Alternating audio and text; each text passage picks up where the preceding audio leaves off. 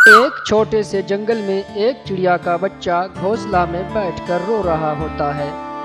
तभी वहाँ कौवा, तोता और बुलबुल आ जाते हैं। सबको उस चिड़िया के बच्चे पर दया तो आती है, पर कोई उसे अपना घर नहीं ले जाना चाहते, क्योंकि सबको कोई ना कोई मजबूरी होती है। फिर कौवा बोलता है, मैं तो इस बच्चे को अपने साथ ले जाना चाहता हूँ, पर गोरी के डर से मैं इसे नहीं ले जा सकता। यह कहकर कौवा वहां से चला जाता है। चिड़िया का बच्चा बहुत छोटा था। आज ही उसकी मम्मा हादसे में मारी गई थी। फिर तोता बोलता है, बुलबुल, मैं सुबह ही घर से निकला हूँ। मुझे बहुत देर हो गई है, अब मुझे चलना चाहिए। अगर तुम इस छोटे से बच्चे को अपने साथ ले जाती तो बहुत अच्छा होता।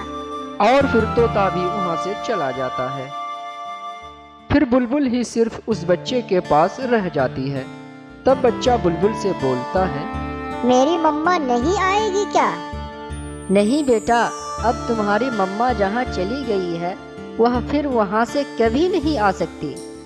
नहीं नहीं, आप सब झूठ बोल रहे हैं। ऐसा नहीं है। मेरी मम्मा कहती थी कि वह मुझे छोड़कर कभी नहीं जाएगी। वह मुझसे बहुत प्यार करती थी।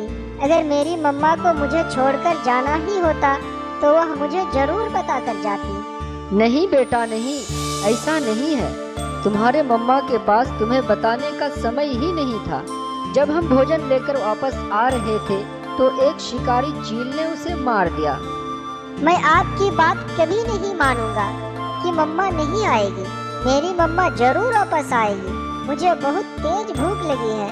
वह मेरे लिए दाना लेकर आएगी। बुलबुल उस नन्हे से बच्चे को समझाती है, पर वह क्या जाने मौत और जिंदगी।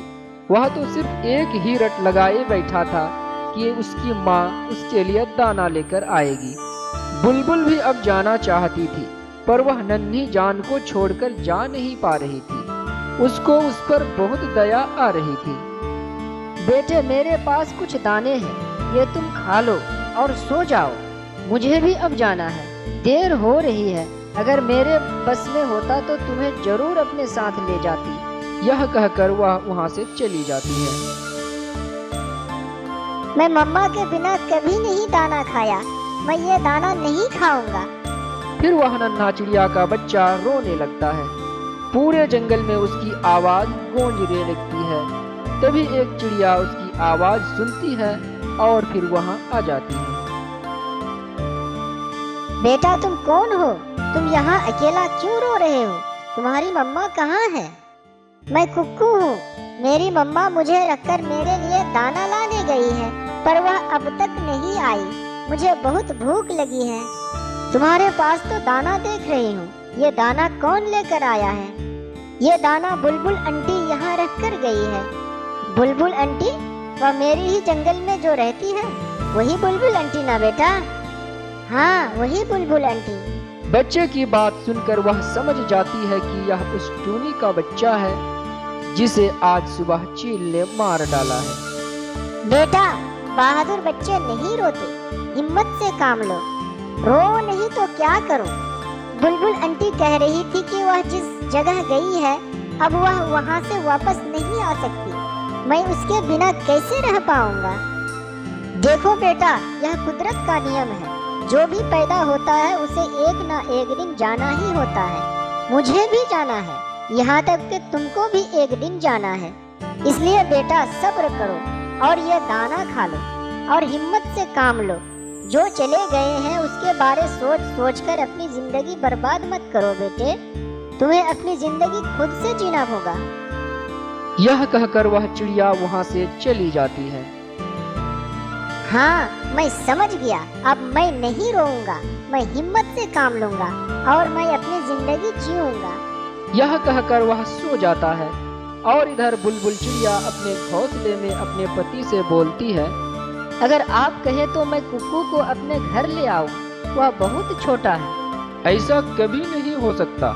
चिड़िया का परिवार अलग है और हमारा परिवार अलग। वह हमारे साथ नहीं रह पाएगा और ना ही हम उसके साथ रह पाएंगे। मैं तो बस आपसे पूछ रही थी। फिर ऐसा कहकर बुलबुल वहां से चली जाती है और सीधा कालू कौवे के घोंसले पर पहुंच जाती है।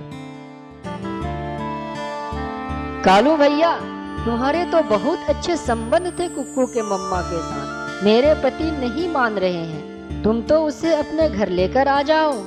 नहीं नहीं, हम उसे अपने घर पर नहीं रख सकती। जैसे तुम्हारा पति नहीं मान रहा, वैसे अगर कालू मान भी गया तो मैं उसको नहीं रखूंगी।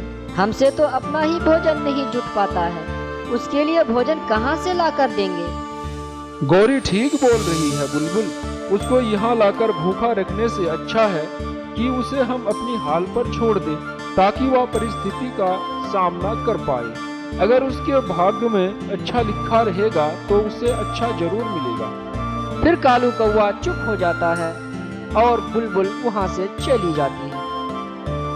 लेकिन बुलबुल भी एक माँ थी, इसलिए वह उस बच्चे का दर्द समझ रही थी।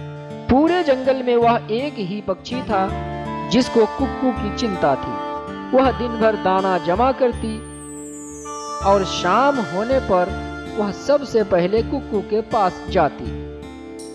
कुक्कू बेटा, मुझे सिर्फ आज 2 ही दाने मिले हैं, एक तुम खा लो और एक मैं अपने घर ले जाती हूँ। आंटी आप रहने दो, मैंने दाना खा लिया है। नहीं बेटा, मुझे पता है तुम सुबह से ही घर पर हो, तुम्हें भूख लगी है, तुम ये दाना खा लो। यह कहकर बुलबुल वहां से चली जाती है। फिर कुक्कू दाना खाकर सो जाता है, पर उसे नींद नहीं आ रही थी, क्योंकि उसे उसकी मम्मा की याद सता रही थी। वह रोना चाहता था, पर वह रो नहीं सकता, क्योंकि उसे जीना था। फिर सुबह हो जाती है, तब कुक्कू दाना लाने अपने घोंसले से निकल जाता है और उस जगह पहुंच जाता है जहां वह अपने मम्मा के साथ जाया करता था। वहां जाकर उसकी आंखें भर आती हैं, तब वह वहां से चला जाता है। फिर इस तरह से कुछ दिन बीत जाते हैं और कुक्कू बड़ा हो जाता है और बहुत ही सुंदर हो जाता है और एक बहादुर पक्षी बन जाता है। उसकी बहादुरी की चर्चा दूर दूर तक होने लगते हैं। वह सब की मदद किया करता था और जो पक्षी बीमार रहता उसे दाना लाकर दिया करता था। जंगल के सारे पक्षी कुक्कू से बहुत खुश थे। कुक्कू कभी कभी बुलबुल से भी मिलने चला जाता था। एक दिन वह बुलबुल के पास जाता है और कहता है, आंटी आज भी मुझे वह दिन याद है जब सभी पक्षी मुझे छोड़कर चले गए थे। तब आप मेरे साथ थी और आपने मुझे दाना खिलाया था और हौसला दिलाया था। हाँ बेटा, मुझे भी याद है, मैं भी तुम्हें छोड़कर चली गई थी, लेकिन मुझे गर्व है कि तुमने खुद में हौसला लाया और सबको जीकर दिखाया।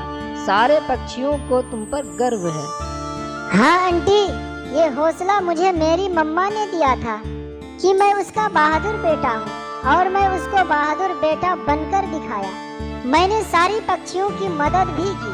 अच्छा आंटी, अब मैं चलता हूँ, शाम हो रही है। और फिर कुक्कू वहां से चला जाता है। तभी कालू कौवा बुलबुल के पास घबराया हुआ आता है। बुलबुल, मुझे पता चला है कि उल्लुओं का परिवार आ रहा है। तुम्हें याद है ना पिछली बार क्या हुआ था? उन सब ने जंगल में तबाही मचा दिया था। सारे पक्षियों के अंडे और घोंसले तोड़ दिए थे। क्या सारे पक्षियों को पता है कि आज उल्लू आ रहे हैं? मैंने सारे पक्षियों को बता दिया है, पर कोई पक्षी तैयार नहीं उन उल्लुओं का सामना करने के लिए। इसलिए मैं तुम्हारे पास आया हूँ, ताकि तुम कुक्कू से बात करो, क्योंकि कुक्कू जवान और बहादुर है। वह कोई ना कोई उपाय जरूर निकालेगा। अच्छा चलो कालू कौवे, हम दोनों ही चलते हैं। फिर वे दोनों कुक्कू की तरफ चल देते हैं। कुक्कू बेटा, हमारे जंगल में आज उल्लू आ रहे हैं और उन्होंने पिछले बार बहुत आतंक मचाया था। उन्होंने पिछले बार सभी पक्षियों के अंडे और घोंसले तोड़ दिए थे। आप चिंता ना करें बुलबुल आंटी, अभी अभी मुझे तोता अंकल बता कर गए हैं। मैं मुकाबला करूंगा उन उल्लुओं से। मुकाबला करने के लिए हिम्मत और हौसला चाहिए और मैं साबित करूंगा कि मेरे पास हौसला भी है और हिम्मत भी। मैं भी देखता हूँ कि वह कैसे हमारे जंगल को नुकसान पहुँचाता है। फिर कौवा और बुलबुल वहां से चले जाते हैं। फिर रात हो जाती है। तब उल्लुओं का परिवार वहां आ जाते हैं और बोलते हैं, महारानी, पक्षियों को डराना है या ऐसे ही रात बितानी है? नहीं, ऐसे पता नहीं चलेगा इन पक्षियों को कि उनके जंगल में उल्लू रानी आई है। जाओ और तोड़ दो सबके घोंसले। फिर वह दो उल्लू वहां से चले जाते हैं। सारे पक्षी उन्हें देखकर पेड़ में छुप जाते हैं, लेकिन कुक्कू उनके रास्ते पर ही खड़ा रहता है और उल्लुओं से बोलता है, रुको, कौन हो तुम सब? नहीं तो मार मार कर हालत खराब कर दूंगा। यह सुनकर उल्लू भी हैरान हो जाते हैं कि ये कौन सा पक्षी है जो हमारा मुकाबला कर रहा है। तुम कौन हो? तुम हमको नहीं जानते, हम उल्लू हैं। देख नहीं रहे हो हमारे डर से सारे पक्षी कैसे छुप गए हैं? तो तुम सब कान खोलकर सुन लो। मेरा नाम भी कुक्कू है और मैं बचपन ही से अपनी जिंदगी बिन माँ का गुजारी हूँ। मैं बहुत बहादुर हूँ। मेरे बहादुरों के चर्चे दूर दूर तक है। मेरे नाम से तो चील गिद्ध भी डरते हैं। ऐसा सुनकर वे दोनों उल्लू डर कर वहाँ से भाग जाते हैं। रानी जी, कोई कुक्कू नाम का पक्षी हमारा रास्ता रोक रहा है। फिर वे उल्लू सारी बात बताते हैं। उस पक्षी में कोई जरूर नई बात होगी जो हमारा रास्ता रोक रहा है।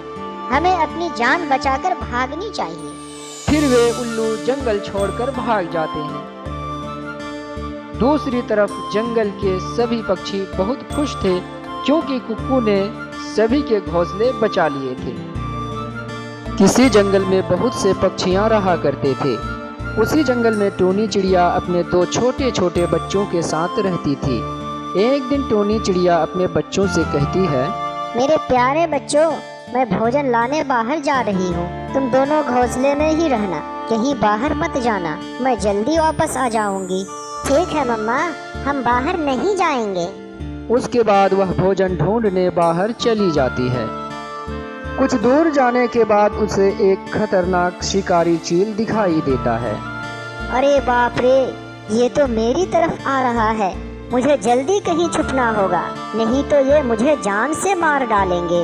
यह कहकर वह एक बड़े पेड़ के नीचे छुपने चली जाती है। वहाँ देखती है कि पहले से कौवा और मीनू चिड़िया छुपे हुए हैं। अरे आप दोनों यहाँ क्या कर रहे हैं? अरे पागल, जरा धीरे बोलो, देख नहीं रही हो? एक शिकारी चील शिकार के लिए आसपास घूम रहा है। हाँ, इसलिए हम यहाँ छुपे हुए हैं। फिर कुछ समय के बाद शिकारी चील वहाँ से चला जाता है। तब मीनू बोलती है, अरे टोनी बहन, तुम इतनी बारिश में जंगल में क्यों घूम रही हो? तुम्हें पता नहीं कि यहाँ शिकारी चील रहता है? कि मुझे कल सुबह उल्लू सेठ का लकड़ियों का घर बनाने जाना है, वो भी 2000 रुपये में। यह कहकर टोनी चिड़िया वहाँ से चली जाती है और इधर सभी पक्षी को अपनी गलती की सजा मिल जाती है।